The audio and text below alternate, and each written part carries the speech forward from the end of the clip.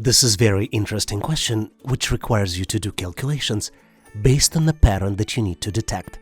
You're presented with two squares. Small square is located inside the larger square. There are numbers in all corners of the larger square as well as in all corners in the smaller square.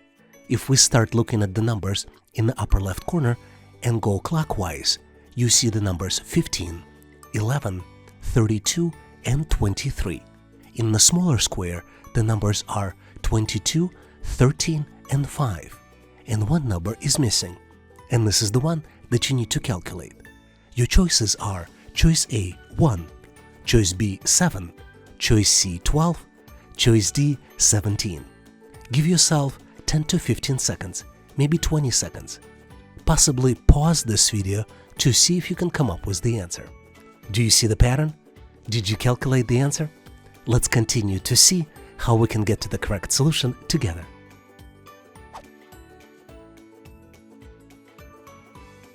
As you might have guessed, the pattern here is that the difference between numbers in diagonally opposite corners of the larger and smaller squares is 10.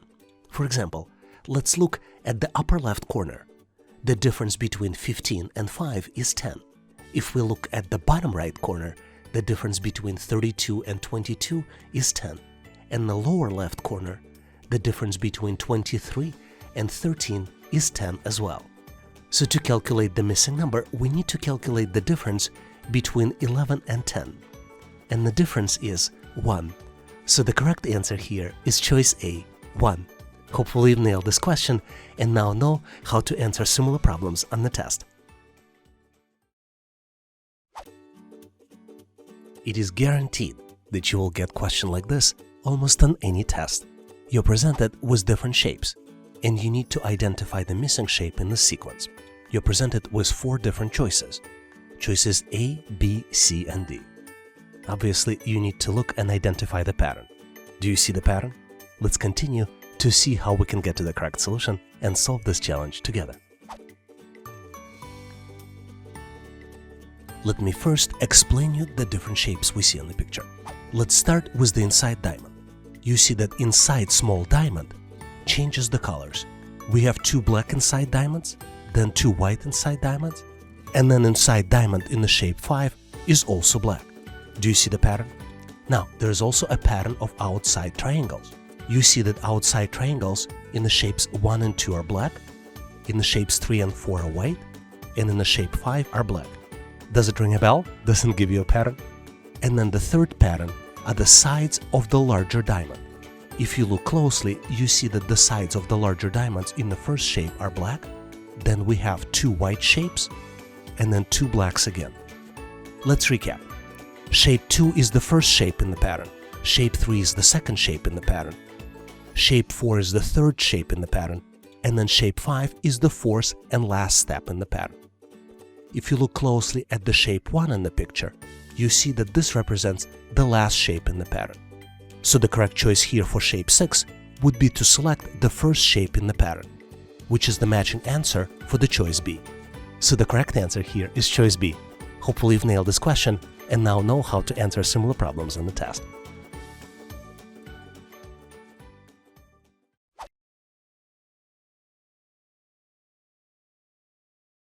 Here's one of my favorite questions, and it is my favorite because it is so unusual. You are presented with the pyramid. Pyramid contains 5 different layers. If we go from the top to bottom, you have a question mark. This is the number that you need to uncover. The next layer contains numbers 24 and 28. Layer below this contains numbers 10, 12, and 14. Next layer has 4, 5, 6, and 7. And the last layer has numbers 3, 1, 4, 2, and 5. You're presented with 4 different choices for the missing number. Choice A, 55. Choice B, 56. Choice C, 57. And choice D, 60. Do you see the answer? You will be surprised how simple it is to get to the answer when we go to the next step. Give yourself 5, 10, maybe 15 seconds to see if you can calculate and get to the correct answer. Did you figure it out? Let's continue and see how we can get to the correct solution together. Well, here, to be honest, I tried to trick you. I went in describing numbers from top to bottom, but in reality, you should be looking at the numbers from bottom to the top. If we start from the bottom row, for example with numbers 3 and 1, you see that the sum of 3 and 1 will add up to 4. But then it gets trickier. If we go from the second row to the third row, you see that the 4 and 5 does not necessarily add up in 10. 4 and 5 adds up in 9, and then you need to increment it by 1. If you go to the next layer, you need to increment it by 2. And then in the final row, you need to increment it by 3. So the correct answer here is choice 55. Let's recap. Starting with the bottom row, the sum of two squares results in the number in the next row. For example, 2 plus 5 equals 7. However, as each level continues, the sum increases by 1.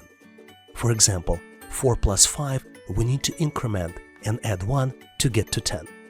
So the answer is calculated by adding up 24 plus 28 plus 3, which would be equal to 52 plus 3 and would be equal to 55. The correct answer here is choice A, 55. Hopefully you've nailed this question and now know how to answer similar problems on the test. I'm excited to share with you a cool question, which is easy to understand, but which doesn't have an obvious answer. You're presented with the 2x3 matrix. This matrix has arrows inside. There are two types of arrows, solid arrows, and then there are arrows that consist of 3 different shapes. There are 6 possible spaces in the 2x3 matrix. 5 shapes are present, and 1 shape is missing. You're presented with 4 different choices to identify the missing shape, which is highlighted by the question mark. You have choices A, B, C, and D. Give yourself 10 to 15 seconds to see if you can identify the right answer. Did you figure out the correct answer? Let's continue to see if we can get to the correct solution together. To solve these types of challenges, you always need to look for patterns. And there are 3 different patterns present in this sequence. Let's look at the pattern 1. If we start from the upper left corner and go clockwise, you see that the arrows change alternatively in each subsequent box. Second pattern is that inside the box, solid arrows rotate clockwise. And then the third pattern, which is a little harder to identify, is that the previous arrow points to the next arrow's start. This is why the missing part, the part that you would need to identify, contains an arrow placed in the right corner pointing to the left. So the correct answer here is choice B. Hopefully you've nailed this question and now know how to answer similar problems in the test. But in case you need more problems and solutions, please make sure to check out my ebook in the description section of this video. And now, here's the question for you to try. If you can calculate the answer, please post it in the comment section of this video so I can give you the grade. We have 2 projects, and to complete project 1, it takes 8 hours, and to complete project 2, it takes 12 hours. So how much longer in percentages it takes to complete project 1 versus project 2? You have 4 different choices. Choice A, 4%, choice B, 50%, choice C, 100%, and choice D, 150%. Can you calculate the answer? Please make sure to post it in the comment section of this video so I can give you the grade. Thanks for participating and good luck!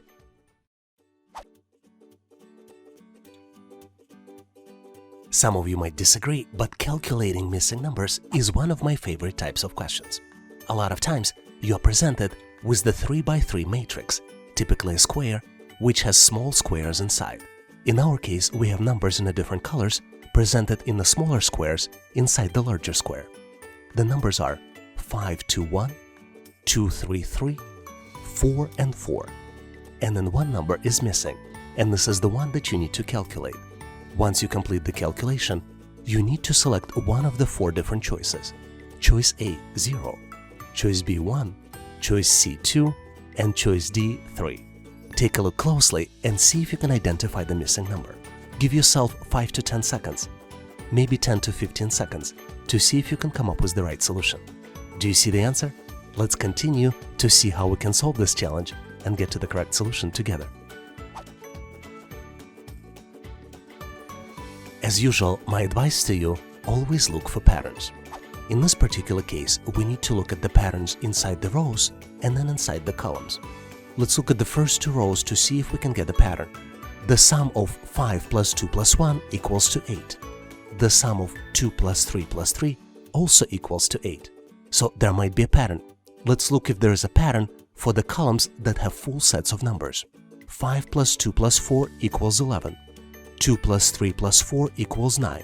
So there is no pattern. In this case, we can relatively simply use the pattern from the rows. This would allow us to calculate the third row.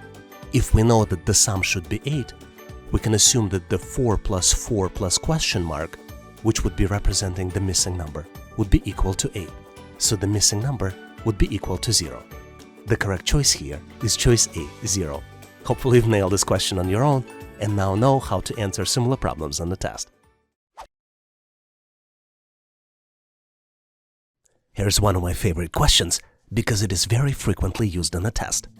You're presented with the matrix, 4 by 3 matrix. Each cell in the matrix has numbers. For example, first row in the matrix has numbers 2, 8, 7, and 6. Second row has numbers 9, 5, 9, 5. And the third row has numbers 9, 7, 4, and one number in the bottom right corner is missing. And this is exactly what you need to calculate.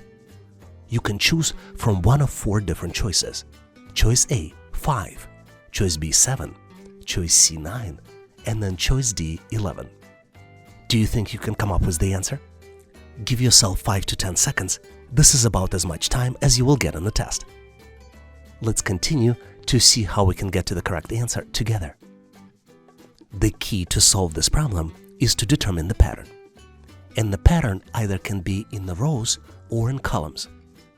In this particular case, let's check the columns first.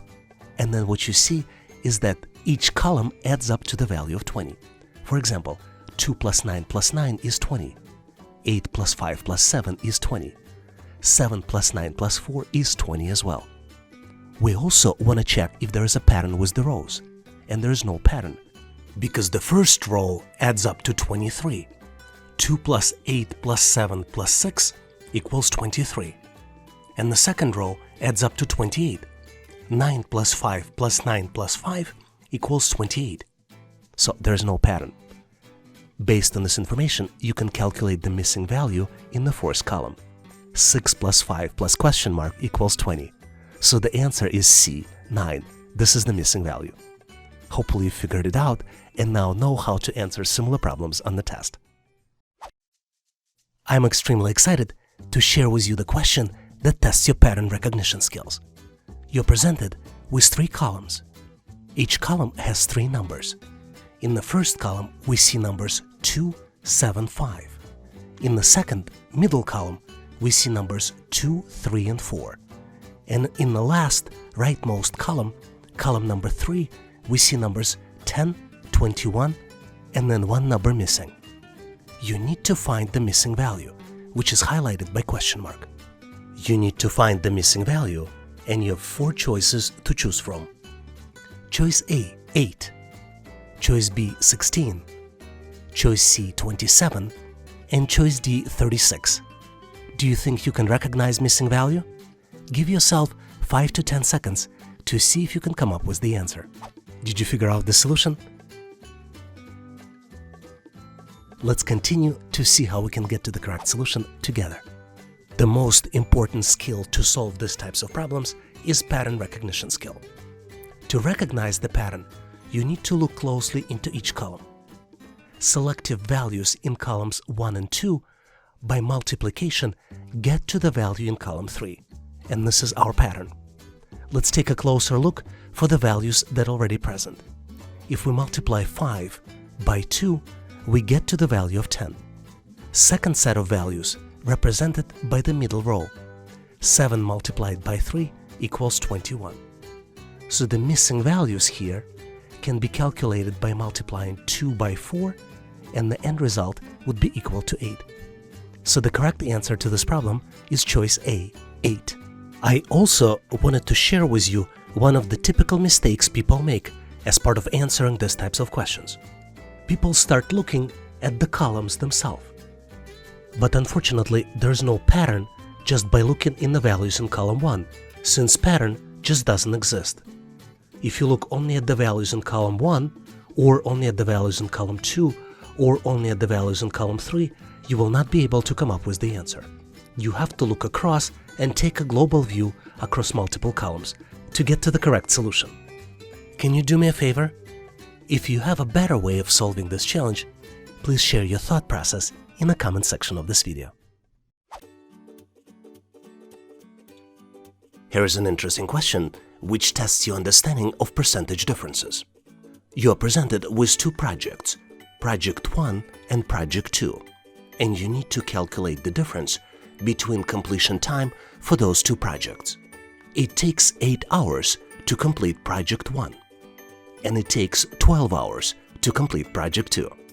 So, how much longer it takes to complete Project 2? You have 4 different choices. Choice A, 4%, Choice B, 50%, Choice C, 100%, and then Choice D, 150%. Do you see the answer? Give yourself 10 to 15 seconds to see if you can do mental math and calculate the percentage differences. The answer might be a little trickier than you think. Are you ready? Let's continue to see how we can get to the correct solution together. To get to the correct answer, we first need to understand the difference in hours between the two projects. The difference is 4 hours, and it is calculated by subtracting 8 from 12. 12 minus 8 equals 4, and that is the difference between Project 1 and Project 2 hours. In the second step, we need to divide the difference by the number of original hours, and the original hours would be Project 1 hours. 4 divided by 8 is 0.5, and then we need to multiply 0.5 by 100%. So the correct answer here is choice B, 50% increase. Hopefully you've nailed this question and now know how to answer similar problems on the test.